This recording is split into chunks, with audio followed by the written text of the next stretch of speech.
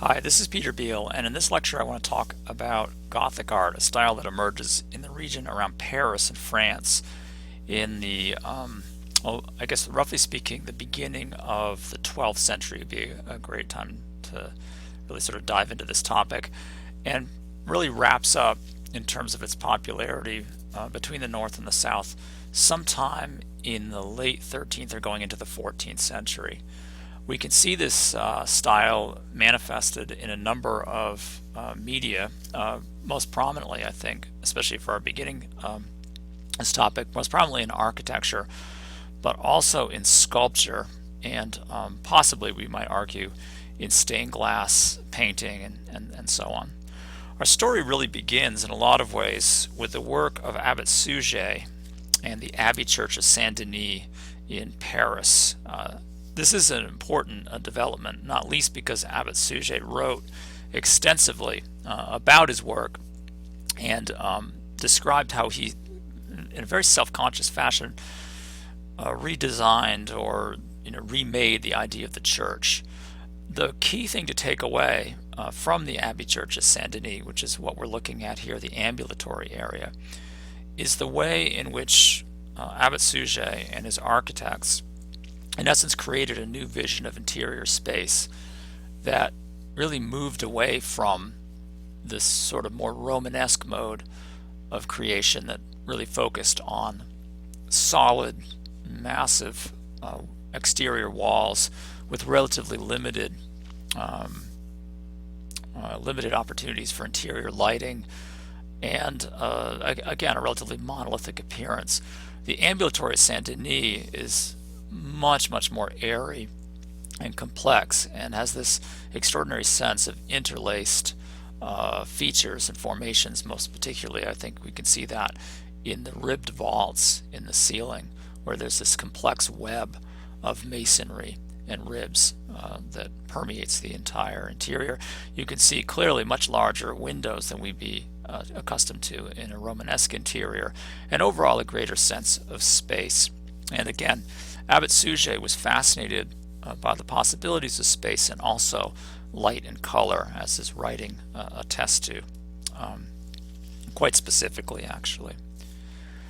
Now, if we move on and look at probably the most classic example of the Gothic cathedral, what we're looking at here would be the cathedral at Chartres. And construction on Chartres begins. It's really coming out of a Romanesque building. But then, after a fairly serious fire, we start seeing, by the end of the 12th century, something closer to what we would associate with the shape of the church today. As many Gothic cathedrals were in the 12th, 13th, and 14th centuries, the construction of these buildings was a long-term project, something that often took hundreds of years. And what's fascinating about Chartres is because it avoided some of the most hazardous conditions for architecture, namely war. It wasn't destroyed in war. It wasn't torn down in the French Revolution. And it wasn't extensively restored the way that we see some later cathedrals, Notre Dame in Paris, Amiens and Rheims and so on. So what we look at when we see Chartres is a really quite remarkably well-preserved cathedral. Remarkable in large part because it has probably the most complete and comprehensive original set of stained glass windows of any cathedral, possibly in Europe, certainly I think in France. So if we look at the facade, the west facade of Chartres, we can see quite clearly abundant evidence of Romanesque influence with the tall round arch windows in the west facade. And if we look at the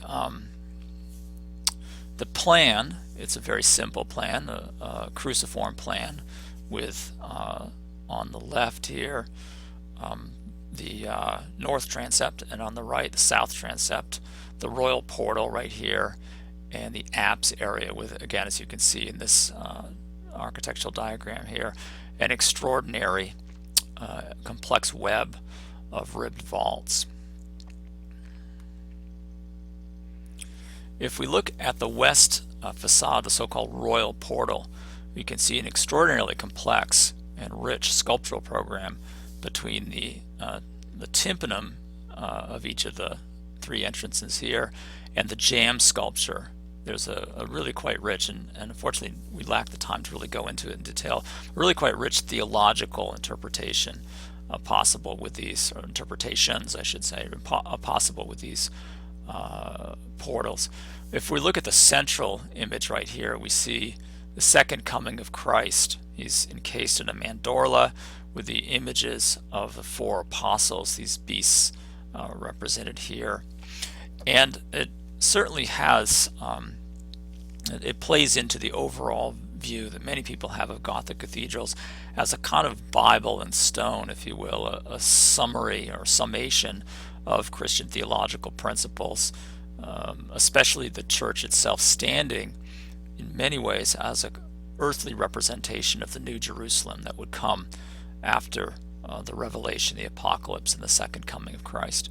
So these themes of a kind of summation of Christian learning in visual terms will be, I think, abundantly noted in any serious discussion of Chartres Cathedral.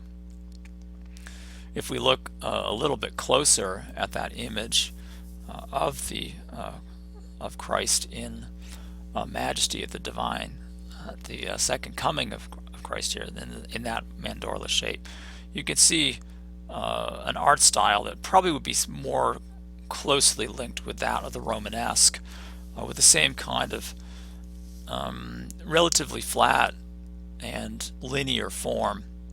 Not a lot of care taken to develop the sort of physical human anatomy, musculature, what have you, posture that will become much more typical in later centuries, and indeed even more prominent in the fruition really of the Gothic sculptural style coming into the 13th century. We'll see a good example of that in just a little bit. If we look, for instance, to show what I mean by this aspect of the Romanesque, we can see, for instance, in these this sculptural group here, generally regarded as Old Testament kings and queens, and this is again on the jamb sculpture area in the central portal.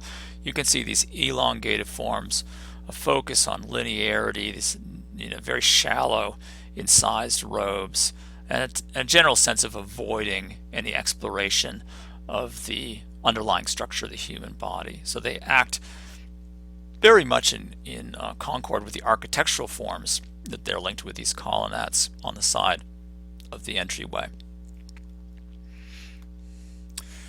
If we think about what makes a Gothic cathedral Gothic, there's a number of factors. We can identify sculptural styles that have changed. We can also look, and I think this is important, especially when discussing architecture, look at the way in which the structure becomes, I suppose, more of a sort of cage rather than a wall, how the walls become screens rather than solid supporting structures. This diagram gives us a sense of that, I think, quite clearly. It's a good sort of representative, synthetic or composite view of a number of Gothic cathedrals. Probably most famous in terms of features would be flying buttresses on the exterior designed to take the load that would be coming down off the walls and the roof and transferring that outside. This means that the interior walls, especially along here along the clerestory, can be essentially transformed into screens of stone tracery, the thin sort of intricate forms right here, tracery and stained glass, and also allows those walls to go much, much higher. The use of the pointed arch, which is one of the most distinctive features of Gothic, allows a very efficient moving away of those arches, the force from those arches out to the exterior to the flying buttresses, and is much more versatile in constructing tall buildings especially than the round arch that would have been much more commonplace in the Romanesque. So what we have here again is a complex and tightly woven together series of architectural and ornamental forms that creates, I think, a much more dynamic interior and exterior structure than we're likely to see in a Romanesque church, for instance. The interior view of Chartres Cathedral, I think, gives us a good sense of how that works. As we look toward the nave area, we see a series of forms and architecturally important elements, that is to say supporting elements like these piers right here, all of them tied together in a really quite extraordinarily organic and dynamic ensemble, a sort of whole web, as it were, bound together of all these interlocking parts. As we look on the exterior of Chartres, we can see again the flying buttresses that I talked about that allow the weight transfer to be more kind of articulated, and the possibility of stained glass to be much more numerous. There's a great abundance of this, as we can see in this rose window, again typical of the kind of ornament that we might expect to see in a Gothic cathedral from this period. If we look at this is the rose window and lancets, these long tall windows right here.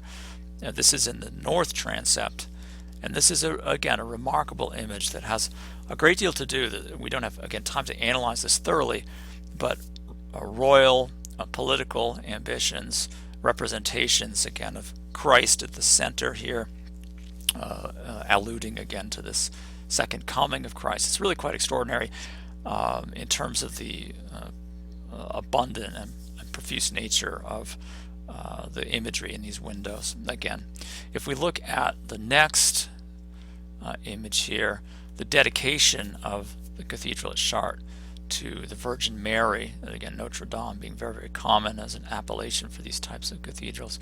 This extraordinary sense of color, very rich, illuminating color, really quite unlike, I think, anything that we'll see before or since in architecture, creates a kind of spiritual equivalent of the presence of God, something that has been commented on again and again with regard to the European Gothic. If we look at in closer detail some of the more humble subjects within Chartres, we see, for instance, numerous representations of the trades, including these right here, showing stonemasons and sculptors at work, which of course is a major part of the fabric of the cathedral, sculptural decoration, and of course architectural elements. As I mentioned, Gothic sculpture begins to change, especially by the middle or so of the 13th century. A good example of this change would be the image of Saint Theodore. Here we see the sculpture become more and more independent of the column on which it's mounted. There's a real sense of more naturalistic, anatomical, for instance the saint's left arm, anatomical representation, weight shift, while by no means is this really a wholesale adaptation of classical principles in sculpture. It certainly is very, very different from those images of the Old Testament kings and queens that we saw before. If we look later at Gothic sculpture, in particular this example coming from Reims Cathedral, this image of the Annunciation, we see the next sort of phase. There's sort of two phases, if you will, of Gothic sculpture going into the end of the 13th century. One of them is a very kind of refined and elegant, almost precious representation with a sort of exaggerated hip swaying right here. A very, again, courtly, if you will, representation of the human figure. Another option, which is seen directly adjacent, that Annunciation scene, is the Visitation scene, where we see two really substantial older women clad in a very kind of Roman mode, and and again, perhaps this sculptor had been looking at or had classical examples to refer to create these images. Again, the Gothic becomes more and more expansive and huge by comparison with Chartres. Amiens or Reims, and this is Amiens right here, become much, much larger and much more extravagant in terms of their architectural designs and ornament. Probably the logical culmination in a lot of ways is the so-called Rayon Styles we see here in Sainte-Chapelle, sort of private chapel of the king in Paris. And here we see the walls become almost pure screens of glass and tracery, representing in many ways a culmination of the Gothic idea in architecture.